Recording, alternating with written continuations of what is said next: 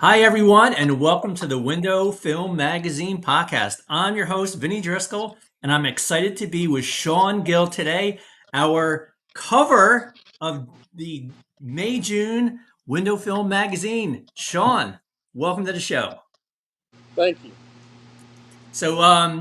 Take a second here, introduce yourself, tell us who you are, how long you've been in the industry, and the business that you work for. I'm Sean G, as I'm known on social media. Sean Gill. I've been in the industry a little over 30 years. My dad taught me to tent when I was about 12 years old, and I took it and ran with it, and I'm still at it. I own my own company. My wife and I, it's called the TintMan Gill. It's located here in Sumter, South Carolina.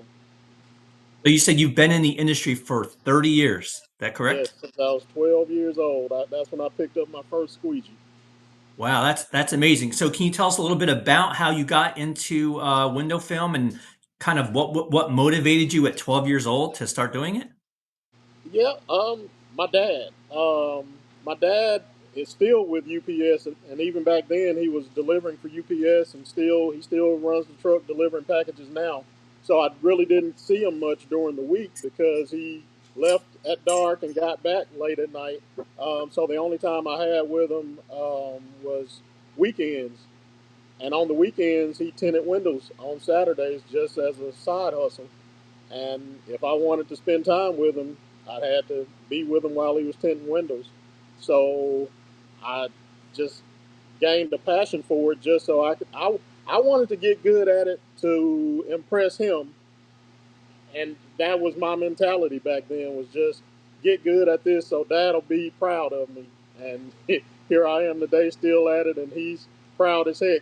He can when he purchases a new vehicle, he waits for me to come home to Mississippi to tint it, even though he's the one that taught me to tint.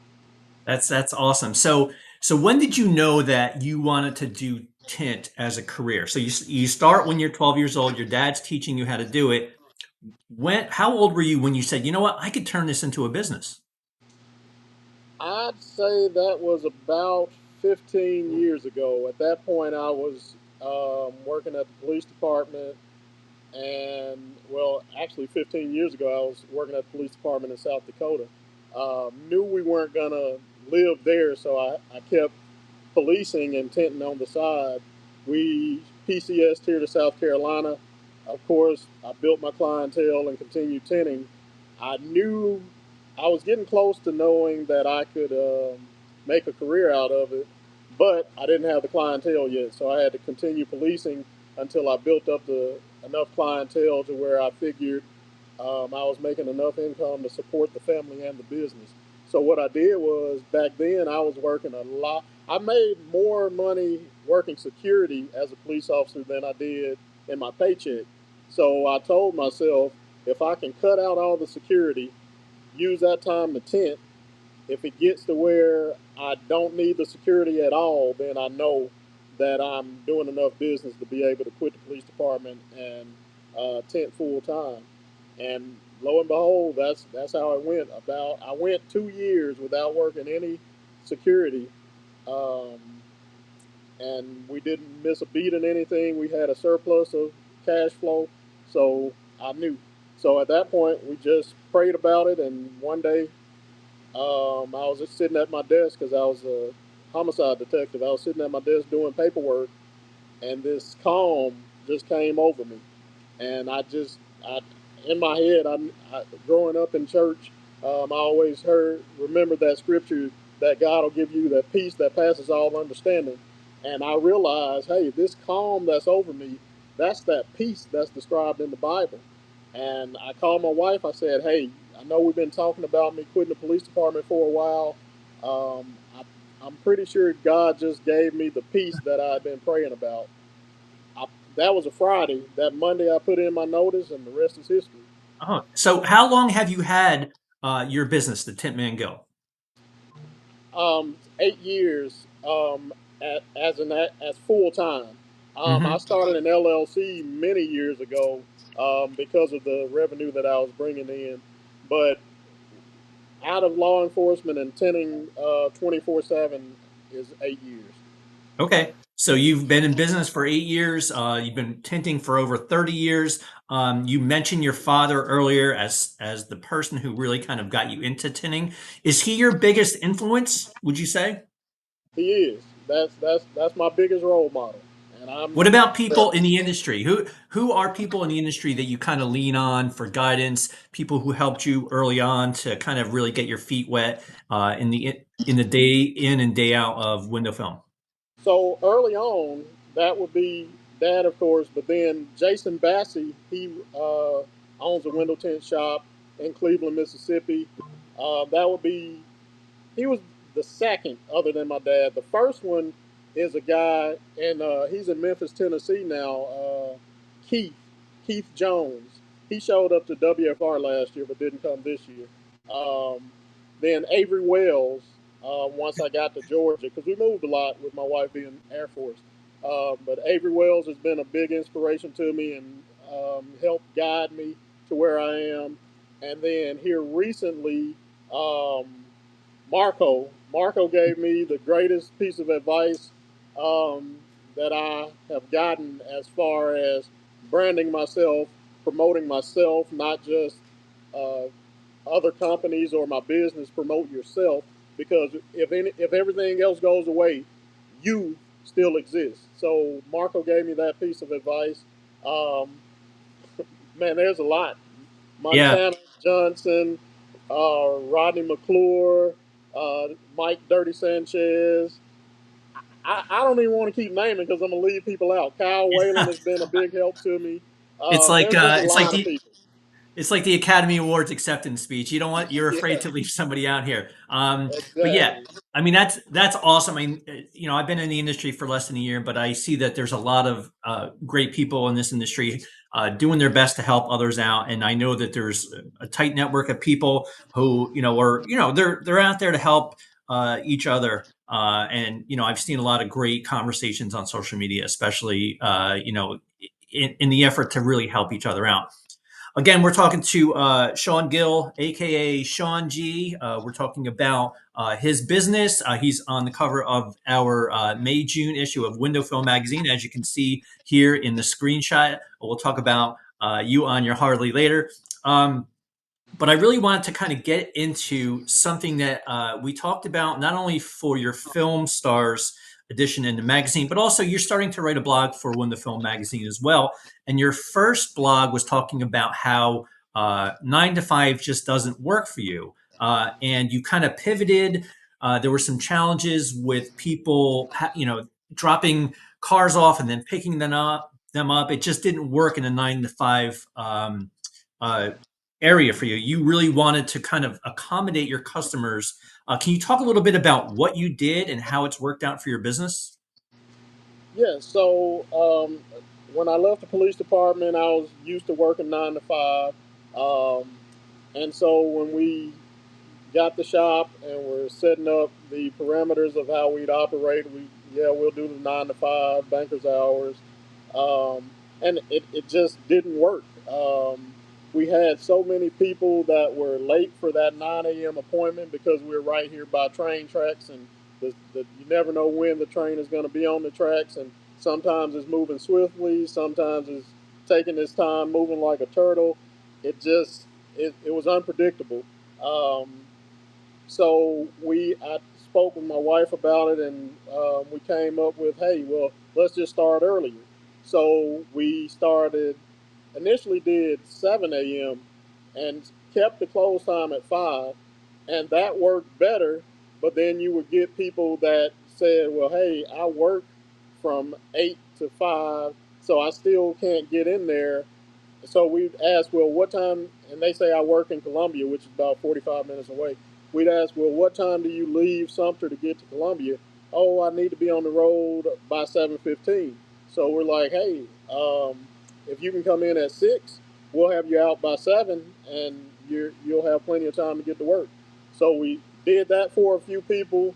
The word got out, and then it went from people us offering the 6 a.m. to people calling and requesting the 6 a.m. And it just went from there. So pretty much Monday through Friday, I have a 6 a.m. appointment booked, and they're sitting there watching me and waiting on me to finish so they can get to work.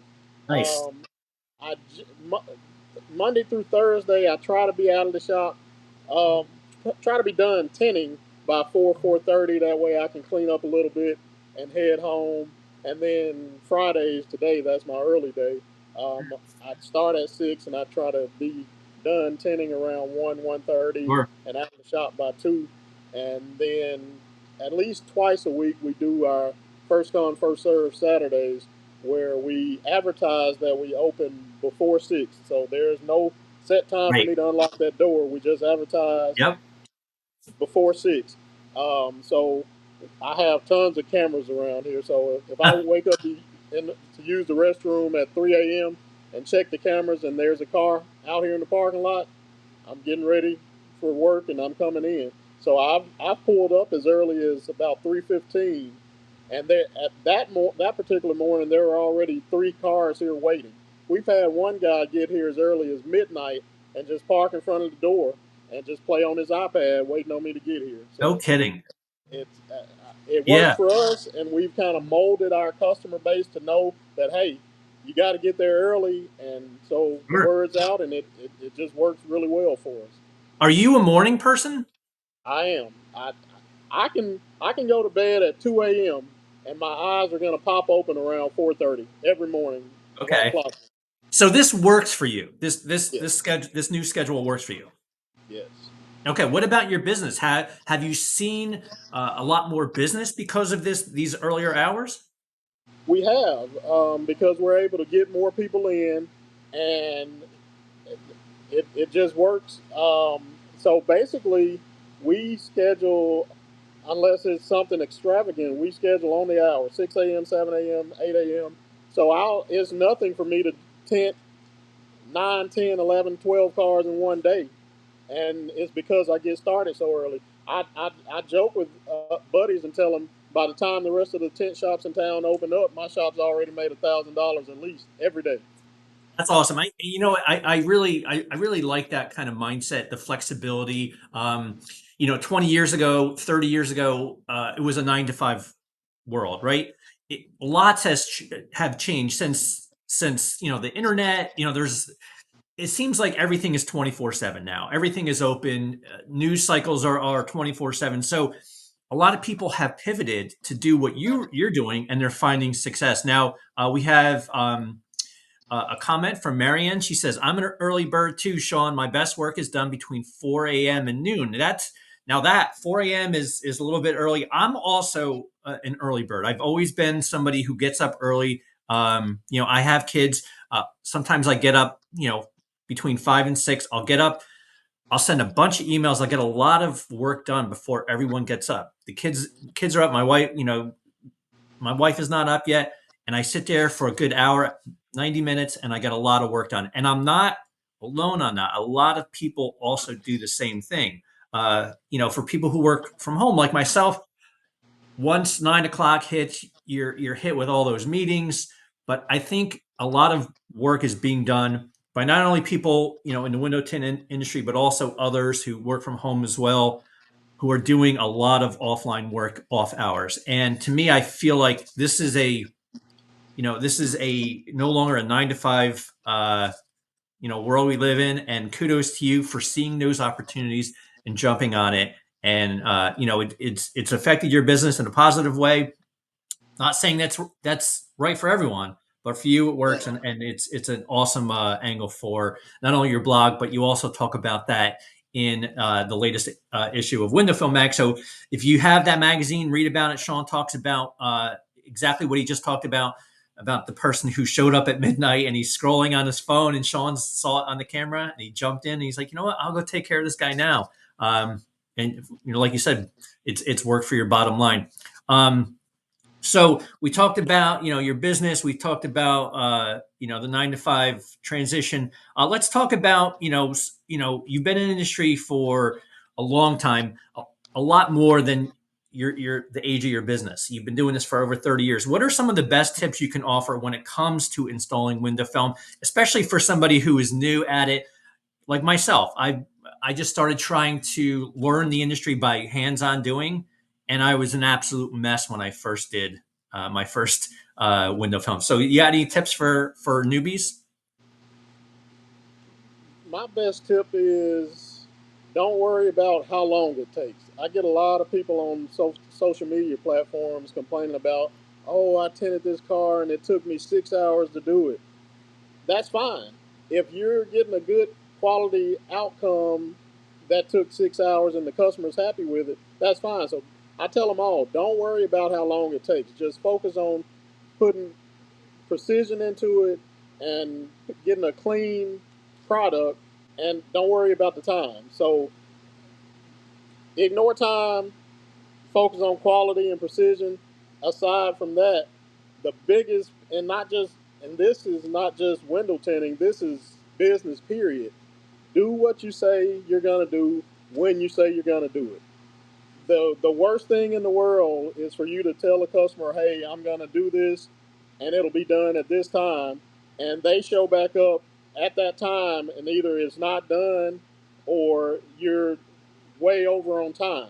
So I tell people, customers are understanding if you communicate with them. So if you've All right. promised something that was going to be done in a certain amount of time and anything comes up that prevents that from occurring, call that customer. They shouldn't have to come to you to find out that it didn't happen. Call them. And like I say, Yep. then they're way more understanding. So Yep. that's the best business advice I have is do what you say you're going to do when you say you're going to do it. That's great advice. I think set realistic expectations. People tend to, overpromise. If you overpromise and underdeliver, I think that's a bad thing. Make sure that everything's realistic, and don't try to compromise what you do, compromise quality. That's the worst thing you do. And I like the advice about take your time, do it right, because the more you do it, you're going to do it in short amount of time. So I always focus on the tell people quality. that I tell the people speed comes with the doing it over and over and over again. Mhm. So the after you keep doing something the same thing so many times, you're gonna be faster at it, and you won't even realize it. So just don't even focus on the time. Focus on the quality, and the speed will come. Yep, yep. So let's talk about when you're not working. What are you doing? What are you doing for fun? Traveling, riding the Harleys, or just sitting in a cigar lounge relaxing. That's awesome. So I talked to you again earlier for this window film magazine article, and you and your family are big cruisers, correct? Yes. So when you go on a cruise, I find this fascinating. You sort of take work with you in that you take window film with you and you tint the windows of the actual room you're in so that your wife can sleep in. Can you tell us a little bit more about that? Yes. So Jamil, Little Mama, as she's known on social media, she loves her sleep. She's retired from the Air Force, and she loves to sleep. She's a busybody, and she multitasks for me and does a lot of things, but she loves to sleep, and she doesn't want to be bothered until 8, 9 o'clock. She said, I paid my dues, I've retired, so I should be able to sleep in." So when we go on vacation, I'm still going to wake up at 4 or 5 o'clock. So I have the task of trying to slide out of bed without waking her and go smoke a cigar somewhere. But I can't do anything about the sun except tint that window. So whether it's an Airbnb, a cruise ship, a hotel, we were just in Alabama and I tinted the hotel window so that I could prevent the sun from coming in and prematurely awakening her in the mornings. So That's amazing. that's what I do. Have you gotten any feedback from anywhere that you stayed saying, "Hey, thank you for doing that," or "Hey, we'll knock a little bit of money off of your charge. Thanks for doing that." So there is a Airbnb we stayed in Wadowee, Alabama. Never heard of it. I was just searching for an Airbnb in a rural area just so we could get away and unplug. And we found this one in Wadowee, Alabama. I tented the bedroom and I tented the living room. And after we check, and I leave it. Removal is extra. You get the tint for free, but the removal is extra. The owner of the, I don't know if it's the owner or just the person that manages it, but they reached out and they told me that if they appreciated the quality of the install and they knew that window tinting helps with the power bill. So they told me if I ever back in that area, they'll comp my stay at that Airbnb if I'll tint the rest of the windows in the house. Oh, that's awesome. That's really, really cool. Again, talking to Sean G from the TintMan Gill, and I got a final question for you, Sean. You have a strong social media game, which is how I kind of got to know who you were and what you were doing. Do you feel like your social media game is also playing into the success of your business? Definitely. Um, uh, Not to be a Bible quoter all day, but that there's a verse in the Bible that says, "A merry heart doeth good like a medicine." And so I believe in laughing. I believe in making people laugh, and because of that, I'm always posting things that I feel somebody will find the laughter in. I toe the line sometimes, and it might be a little offensive, but I try not to go too far over the line. But because of that, I have so many people always watching my page so they can get their daily laugh. If I go 3 days without posting, I'm gonna start getting inboxes from people saying, "Hey, are you okay? I haven't seen any posts from you." So because of that, I got all of these people around town laughing all day, so they can be at work and hear somebody in the background saying, "Hey, I need windows tinted. Who do I go to?" And the first thing that's on their mind is Sean G.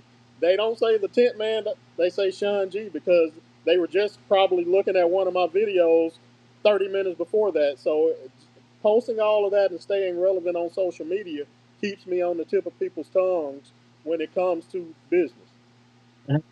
That is what you just said is perfect. Social media, a lot of people go to social media to get away from work. They want to have a laugh. They want to take their mind off of things. And when they see someone like yourself who's out there having fun with it, they're not selling on social media. They're trying to make people have fun and enjoy just being 15 minutes, 30 minutes on social media. And like you said, they're going to remember you. They're going to say, you know what, you know, I need something tinted, and you're gonna be like, oh, that's Sean guy. That's the guy who's always posting on social media. He's making me laugh. I'm gonna reach out to him. That's why I'm a big proponent of people using social media to have fun, to take away from the business, not to sell. When I see people selling on social media, I just want to say, don't do that. Like, stop. No one wants to go to social media and be sold to. So you have an awesome social media game. You've really kind of embraced it. You have fun with it, and that's really how you and I are having this conversation today, because that's how I found you. I saw what you were doing in social media. I reached out to you, and that's how we got the conversation going. But again, Sean, I really appreciate your time today. We have another comment from Steven from Tink God's Cozen. He said, I figured you, old head, would be sleepy by now. Uh, he's probably right. If you've been up since, like, 2, 3 in the morning, you're probably, getting close to wanting a nap, right? it, so that's why I have to schedule back to back to back, because if a 20-minute gap pops in there and I'm in this little rocking chair here, I'm probably gonna pass out. So little mama have to come nudge me. Hey, your next one's here. So yeah, I like to have fun, but I like my naps. Oh, yeah. Do you ever take a nap at work? If I'm in between cars, as long as there's work to do, I'm working. But if I sit down for too long, then yeah, I'll doze off. Awesome. Sean, thank you again for your time today. This has been a great conversation. If people want to reach out to you, how can they do that?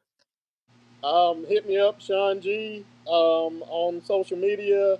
The TintMan Gill on Instagram.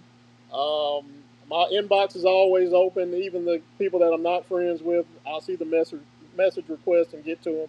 I get a lot. I probably get 10 to 15 inboxes daily from newbie tenors just wanting advice without all the negativity. Um, I won't give my phone out because I don't answer it. But social media is the easiest place to reach me.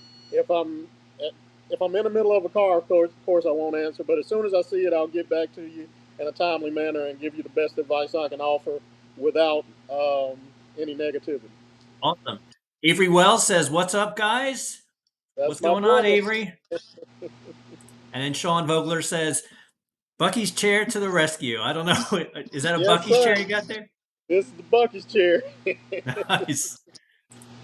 And Avery also says he's proud of you, bro. He's got a little fist bump there. Appreciate that, Avery. Awesome. All right, Sean, thank you again so much for your time today. No problem. Thank you, Vince. All right, for Sean, I'm Vinny. I'll see you next time on the Window Film Magazine podcast. Take care. Have a great weekend, everyone. All right. Take care. Awesome. Sean,